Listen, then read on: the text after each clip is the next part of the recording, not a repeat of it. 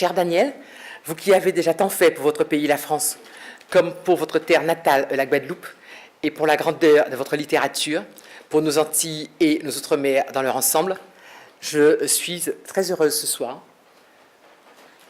de vous faire, au nom du Président de la République et en vertu des pouvoirs qui me sont conférés, officier de la Légion d'honneur.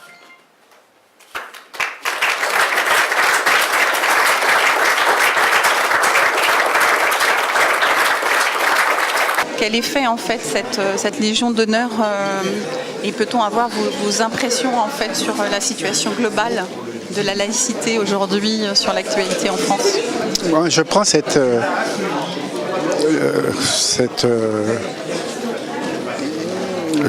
honneur, parce que c'est une Légion d'honneur, comme quelque chose de peu collectif et qui pour moi souligne ce qui est la priorité pour moi toujours. La culture est au-dessus du politique et la culture est ce qui définit le contenu de la citoyenneté.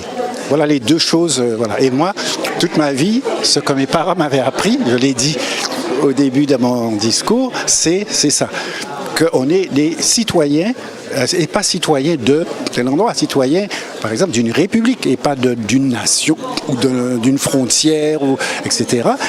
Et que cette citoyenneté a pour définition d'inclure tous les autres, d'inclure le proche et non pas d'exclure au nom de la peau, la couleur, la religion, le pays natal ou des choses de ce genre. Donc c'est le bien sans doute le plus précieux de l'humanité. Mais ce qu'il a défini, parce qu'il faut bien être chaque spécifique, eh bien, c'est la culture. C'est-à-dire, moi, si on me dit c'est quoi un Guadeloupéen, je me dis c'est la culture guadeloupéenne.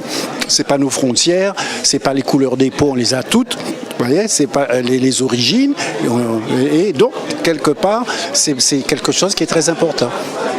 Et la laïcité dont vous parlez, en effet, je suis à l'Observatoire, c'est justement un des garants de ça. On a inventé la laïcité pour protéger la diversité de religions dans un pays qui a connu les pires guerres de religion dans le passé, qui a chassé les protestants, les juifs avant. C'est quelque chose d'horrible, l'histoire des conflits religieux ou politique dans le monde.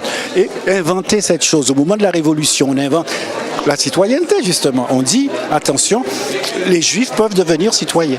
Tout le monde peut devenir.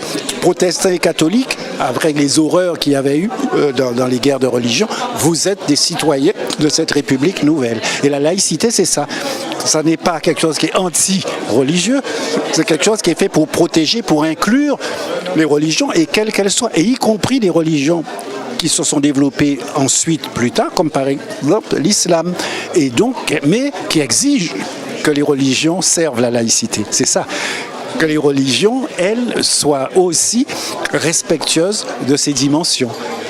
Donc, enfin, si je peux me permettre de résumer votre pensée, à votre sens, la laïcité en fait doit intégrer les religions, et tout le débat actuel justement, c'est la loi de 1907 qui dit que la laïcité, notamment dans les institutions publiques, laisse la religion en dehors oui.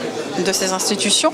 Et vous parlez d'intégration. Pour vous, ce serait plutôt intégré, puisque la dualité aujourd'hui de notre laïcité, enfin de la notion de laïcité, est basée aujourd'hui là-dessus. Est-ce qu'on intègre les religions au nom de la laïcité, pardon, ou est-ce qu'au contraire, les religions sont quelque chose de personnel et de privé et qui ne doivent pas interférer avec les institutions, comment dirais-je, publiques? Vous avez bien résumé, c'est cela.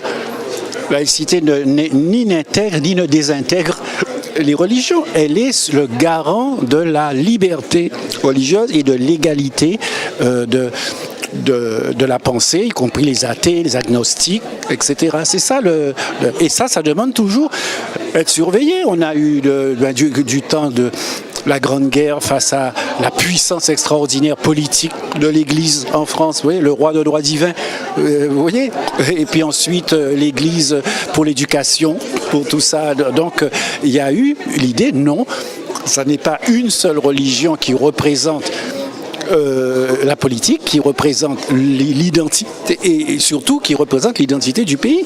La France a une dimension, par exemple, du catholicisme, mais ne peut pas se résumer au seul catholicisme comme prétexte pour essayer d'éliminer d'autres.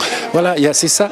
la laïcité est toujours ouverte, elle est accueillante, sinon elle est une religion parmi les autres, avec ses guerres, avec ses interdits, etc.